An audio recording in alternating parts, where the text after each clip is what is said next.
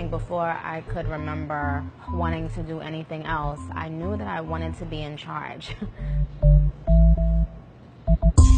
As a child, my mother didn't have a job where she was the boss, and I always looked at that and wished that she was the boss and that she did make her own rules.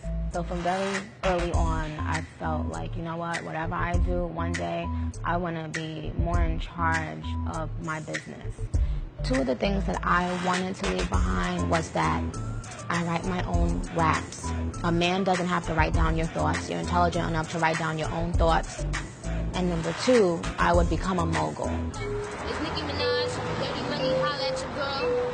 Thanks for the love. I really do appreciate it. I exceeded every expectation I think people had for a rapper.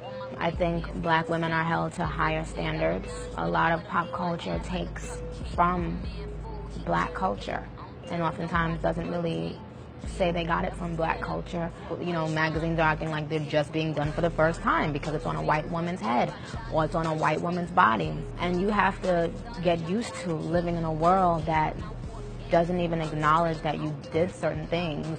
It's Hood Fears and Nicki Minaj. One thing I learned along the way in business is the necessity for you to be unapologetic about asking for how much money you deserve.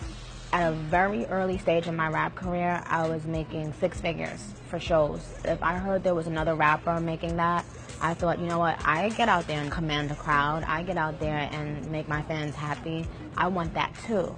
And I think women have the tendency to feel that they shouldn't ask to be compensated as much as a man doing the same exact thing. If you know you're great at what you do, don't ever be ashamed to ask for the top dollar in your field. I'm feeling myself.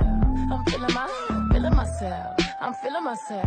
I actually remixed Flawless with Beyonce. Whenever I do something with her, I can feel the impact. It just feels like young women are being empowered and inspired, because I think it says a lot when you see 2 young women at the top of their field, whether they're black or white. It just means a lot when you see them owning who they are and owning the business and owning the industry and not taking no for an answer and not being apologetic for who they are. I think that it inspires women, young, old, black, white, whatever.